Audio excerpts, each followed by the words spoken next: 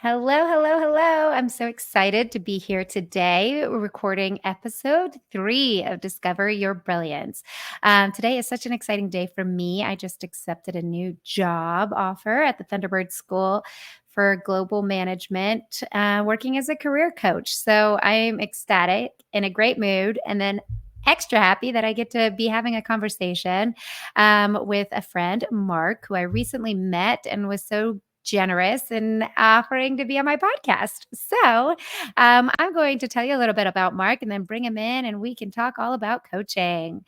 So, Marc's bio, Marc Stoecker is a senior trainer with a master's in instructional design at George Mason with 20 plus years of training experience. He's also a certified CTI and ICF coach and is currently working on a certification in positive intelligence coaching. Marc co-designs and develops workshops with coaching and soft skill themes. His company is Prism of Purpose Coaching and Training. And here is Marc. Hello, welcome. Hello. How are you Great to doing be here. today? Doing great. Thanks so much for having me, Vanessa. I appreciate it. Yeah. So I read your bio, but I'd love to hear from your own words, your journey into coaching and where you are today. Sure. I started out as actually like more of a graphic designer and writer in the production field, and then over time I found that it was a pretty creatively satisfying field. But then I started getting involved with training because then there was a kind of an endpoint with that as well. I got to help people kind of learn and expand their minds in addition to getting their attention. And then an extension of that is I was teaching training classes, but I found that I was really enjoying the one-on-one interactions during the training classes, doing a deep dive with one student. And that was like a hint that, and once I got kind of guided by a coach mentor to take the fundamentals course with CTI, that kind of sealed the deal. And I proceeded to go through certification with that and some other modalities. And then I'm where I am now today with Prism of Purpose. Wow. Wow.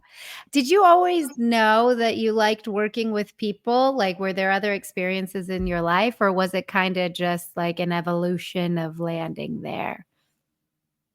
It's a great question. I love ideas. Like I'm an ideator. So I love creative ideas. I like working creatively, writing through different, like the arts. And then just naturally, I liked interacting with people and maybe being of service, showing empathy. And that just kind of was a natural transition into working with people one on one. And eventually, relatively more recently, I found that I enjoy doing facilitation in addition to the training, which is like a guided conversation. So like it's an extension of that. So it's all like kind of leading down a certain path. So I'd say yeah, that's how I Yeah. look at it. Yeah, I was just reading this book. I'm doing this challenge right now where I'm reading a book a week. So my business coach, that's what he did. And then it was inspiring. And I was like, I think I could do that. So I'm on my book number 3. But in the book that I just Oh, read, wow. they were talking about careers and how a lot of young people today struggle with like, oh, I want to be here, but they don't understand that like getting a career that you love is such a windy road of a journey. It's not just like, oh, yeah, I always knew this about myself. It's like you learn as you grow and you iterate. And it sounds like that was similar to yours. You learned what you liked along the way and was like, oh, wait, I'll look into this. How can I do more of what I like? Yeah, there was like an analogy I gave once when I was being coached. I think we should all be coached even as coaches. And it was like I was walking down this road of life and I would pick up a stone or I'd pick up, interesting stick and then I would make something from that and that represents something along the way, if that makes sense. So I was like collecting Yeah. things along the way. They were different, but they were still kind of connected in some way. So I like Yeah. the example you gave. Yeah. Well, that's exactly what the book talks about. It's called So Good They Can't Ignore You. Um, Collecting along the way those rare and valuable skills that like help you succeed in a career, right? And things that people will pay you for because it's like, oh, it's fun to be able to do a yo-yo, but unless you have like those rare and valuable rocks and sticks that you're picking up, it won't make necessarily a career. So that's really interesting.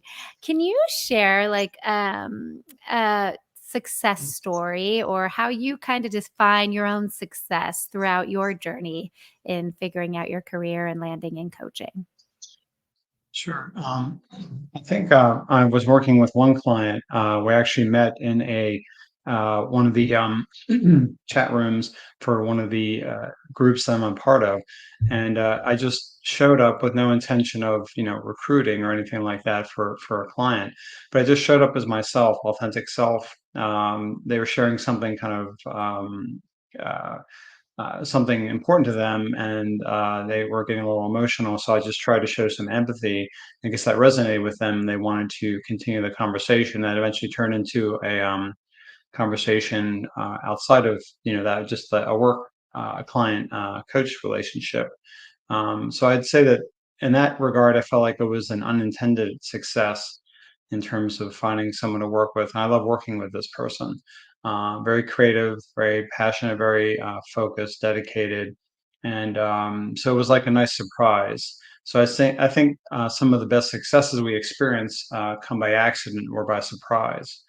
So I think we just have to be Yeah. open for that. So I think in addition to trying to find success, I think also being open to surprises and possibilities is our direct path to success. Yeah, yeah. So I titled this podcast "Discovering Your Brilliance" because similar to what you just said, I think everybody's path and journey is so unique. But what advice would you give to somebody who's trying to discover what their brilliance is? Like, what do I do with life? Where do I go? Well, I think it's a great question. And I think one of my biggest whys, and I think this relates to your question, is uh, do your best not to minimize yourself or think that you can't do something. I know that may sound like cliche, but um, at some point in our lives, I've heard that we minimize ourselves because someone says, "Well, you're not supposed to be that person," or you shouldn't be acting that way," or "Your voice sounds funny," or something like that. Had a relative actually say that to me. "You sound silly when you say that when you're talking to your friend." So just those over time, those kind of voices add up cumulatively, and they kind of diminish your brilliance. So I think one of the best things is, don't accept the status quo or maybe the voices you've heard over time. Learn how to unravel or unwrap that wrapping that's been put around you, so you can kind of burst out, become your authentic self. I'd say Oh, that's I love one of the that. main things. I love that. I love that because it's hard. I have 2 young kids, so it's such a lesson that I am so aware of right now. I know that you don't know the thing that you're going to say to a kid that will a little bit, like, diminish their interest in something, right? Like, if they're coloring and Yeah, you're like, "Well, that's a weird picture," or whatever. And so I'm so aware of, like, what I say all the time, but I think it's so true. yeah, We don't realize what is those stopping points in our life, but it probably was somebody being like, "Yeah, you're not that good of a soccer player, don't play soccer," you know? So I think it is so important yeah. to learn that for yourself. But how do you learn that for yourself? I read a lot of books, I listen to a lot of podcasts. I'm constantly on this self-discovery journey. How do you remind yourself of, like, I'm still uncovering and still uncovering as you go through life? I think you have to be proactive. I think you have to be proactive and be dedicated to being someone who wants to grow and give. So I think that by seeking out knowledge, you're reminded that hey, there's plenty of stuff for me still to learn, and plenty of opportunity to grow. So I think you need to stay on that path of growth and intention that you're going to continue to grow. I have a gratitude practice I do every morning, and one of those part of that is just reminding myself of where I want to be in 5, 10, 15 years, and just giving thanks as though it's already happened. So it's like a mindset foundation thing I do, and I also use some mini meditations. I won't go into that much detail. I'll just say that they're called part of positive intelligence, which is a modality I work with, and that's just kind of doing things like rubbing your fingers, kind of like as a mental emotional disruptor, feeling the weight of your feet on the ground, things like that, as a way to kind of stay grounded and not get too negative or stay negative. Yeah. Yeah. I started doing the positive intelligence training as well. I think it's really fascinating just having those little breaks and those little techniques. I'm also really fascinated with neuroscience. So I'm fascinated with Mm. how our brains work and how powerful they are. But we don't realize our power in ourselves all the time. Can you tell me other specific techniques that you work with your clients that help them shift their mindset or like achieve breakthroughs in their personal or professional lives? Sure. I think with some of the coaching techniques, there's a there's a phrase that goes where your states of being and what you're doing. So it's like helping people with their mindset so they can then catapult off and do more of the great things they're capable of doing. So I think part of that is seeing different perspectives. So helping people realize, hey, the way I'm looking at the situation, my financial life, my work life, my relationship life may not be exactly true. Maybe I have a bias or I have a certain way of thinking, going back to your point about, the way the brain thinks. So I think having that awareness and being able to see things by having them, maybe quick example is they stand in a different place. They look out the window versus kind of like slumping down. Maybe they have, they're feeling sad about something and then they'll look out the window and they see something inspiring out there, like a lake or something. And that's like the lake perspective. And that represents maybe where they get to go out and go sailing for a vacation. Maybe they had a vacation for a while. So I think it's about shifting that perspective, going back to positive intelligence, getting out of that left brain. They call it saboteur mindset, with these negative voices that have been there since childhood, maybe, and no longer serve us. It's about realizing that every situation is a gift and opportunity if you look at it that way. Your boss at work, who sometimes might be really getting on you, might be your best martial arts black belt trainer. And if you think of it that way, it's like, hey, I'm becoming more resilient. I'm learning how to stand up for myself. I'm learning to ask for what I really need. I'm respecting my boundaries. So helping them kind of work through that and see that, and maybe make notes on that and then journal, reflect on it, is one way to kind of really help them move the needle forward, I believe. Yeah, yeah. Perspective is everything, and I think um keeping that in mind too. Like how any moment, how can I change the way that I'm looking at this and see it in a different way? Driving, right? Or driving down the street, somebody cuts you off. I was just listening to something too where they were like, you don't know, maybe that person's on the way to the emergency room, right? Like we always jump to the most negative thing, but if you can change the way that you're thinking of like maybe that person has an emergency in their lives, so give them a little grace and don't just assume the worst. But changing your perspective can change your life. It can change the way that you interact with life. It can. And just another example, what you just mentioned is someone once told me that if you're driving in a car, pretend you have an important dignitary in the back. And if someone cuts you off, be like, okay, we'll get here soon, sir. Don't worry, sir. We'll get there right away. And that's helped me in the past instead of getting, upset. Yeah. Oh, that's funny. I might try that. It Um, works. 'cause yeah, so, I love talking to coaches and hearing about their journey. So I see that you're CPCC, ACC, CPQC. Can you tell me a little bit about your journey to getting all of these certifications and what motivated you to get more and more and more? Yes. I'm not done yet, by the way. A Yeah, lot of us I aren't, know it's right? a lifelong journey. I'm right there with you. It's like there's like a rabbit hole of things we could do. Yeah, I have a coach mentor. Her name's Peggy, and she inspired me to take the fundamentals course for CTI. And she had to kind of badger me. It's like, why don't you take this? You should check this out. Hey, you might want to check this out. And after about 2.5 years, I finally did, and I loved it. Did the Coactive Training Institute training. That's the CPCC. And then as akin to that, I got the ACC by I think it's 200 coaching hours. Um, and that or 100 coaching hours, excuse me. 100, yeah. Mm, yeah, 100. Working towards the PCC now, about halfway there. So that's kind of a goal. I think that part of the motivation to your question is that I mean, ACC offers a great opportunity to be a coach and legitimize is our industry. Sometimes when you don't have a certification, it's not always you're not always valued, I think, unfortunately. But I think the certification helps open doors, and I love the field. I think with the PCC, there'll be more opportunities to work on contracts, for example. So that's another motivation to do that. The CPQC is the Positive Intelligence Certification. That's their acronym for that. So I think having these different modalities. I'm also interested in Strength Finder as an aside. That's a personality type assessment. I'm a big believer in that. Also want to do something called ORSC, which is like team training, I believe, and then resilient leadership through CTI, I believe, which is a leadership training. So these are all like on the docket to do. And I think all these offer opportunity to be invited on the contracts for speaking events, for one-on-one and group cohort coaching modalities, working with leaders. So it's just kind of improving myself so I can then support others. So it's like acts as like a force multiplier to be able to help them get to where they want to go more effectively. You don't have to have 100 tools, but I think each one gives you a little nugget of insight that you can then apply to, your coaching modality or group trainings.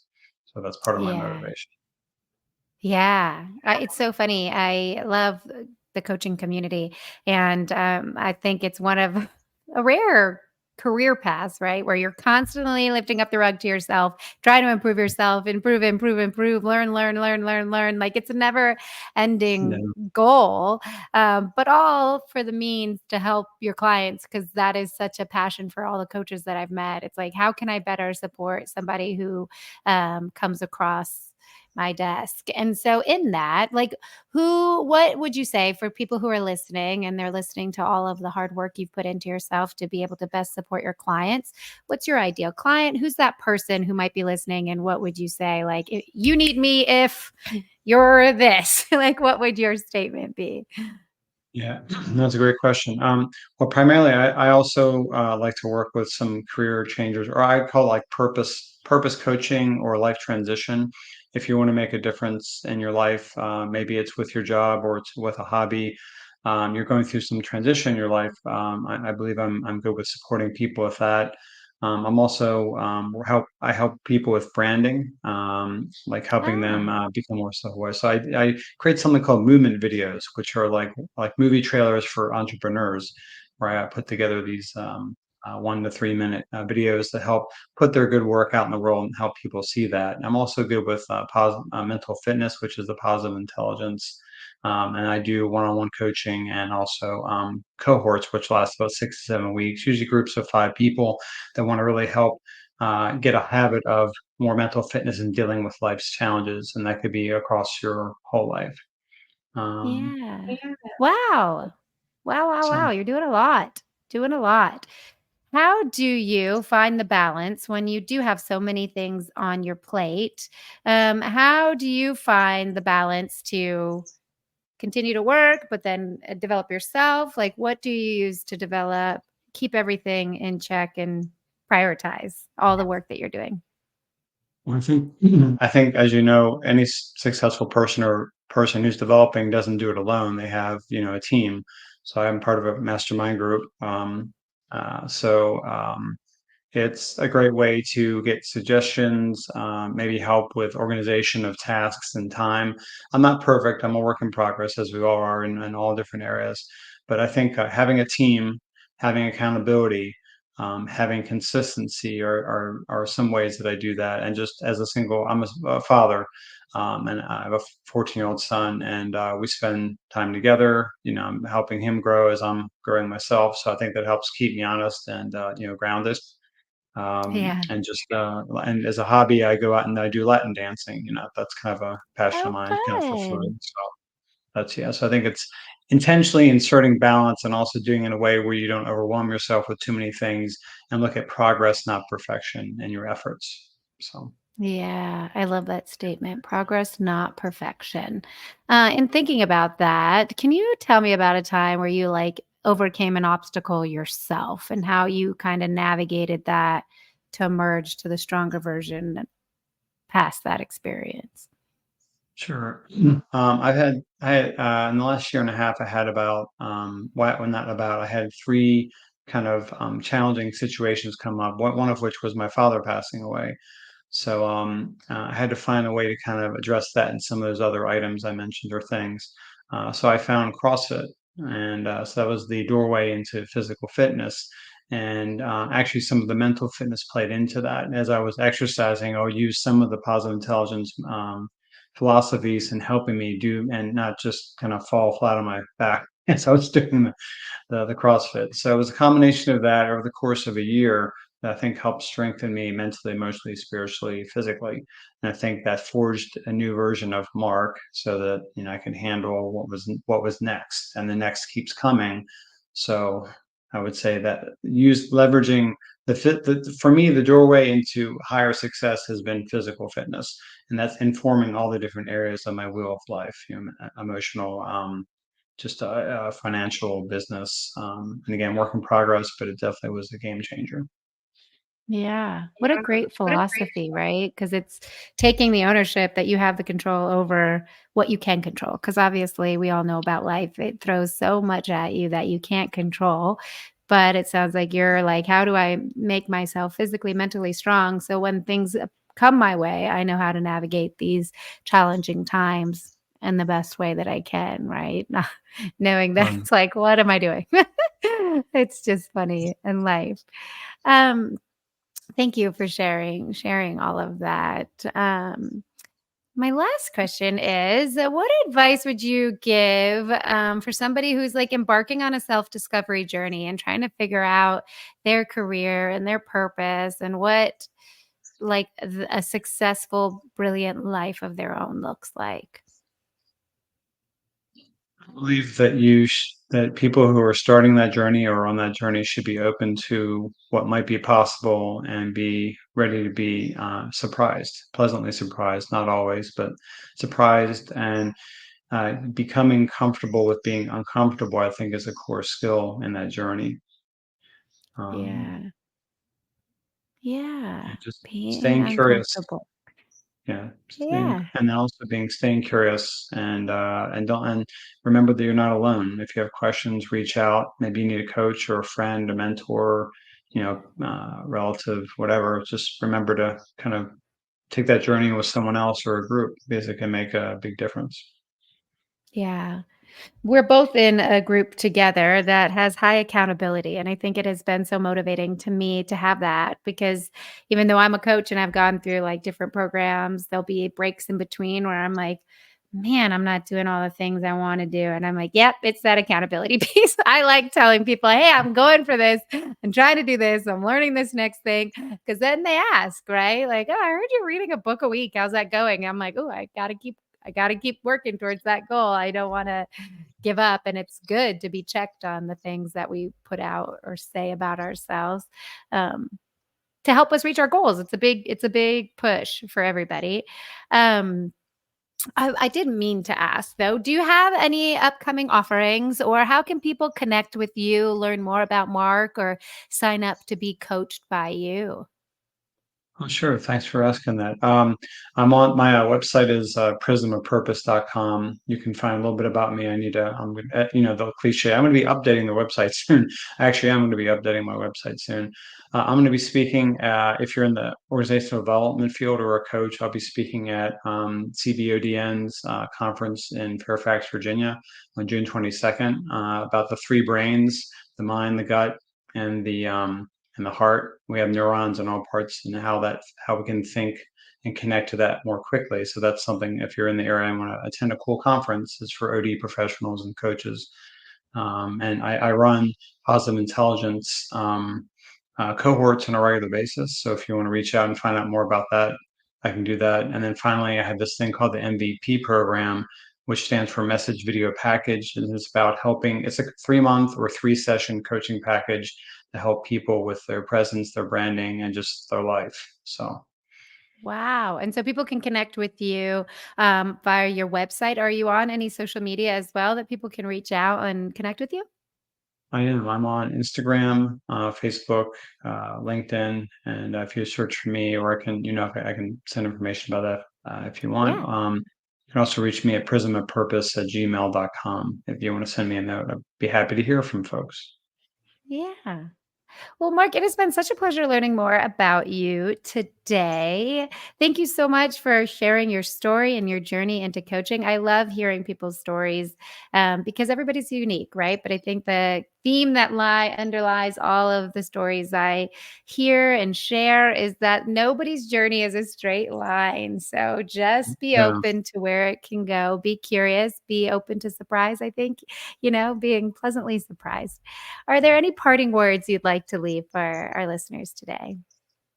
Just to your point, just want to add one final note. I think this life is like it's a lifestyle and it's a roller coaster ride, and just be ready to ride the highs and the lows, and just be open to what can become possible. So, Yeah, I love that. Thank you so much, Mark. It's been such a pleasure speaking with you today. you too. Thanks so much, Vanessa. I enjoyed it.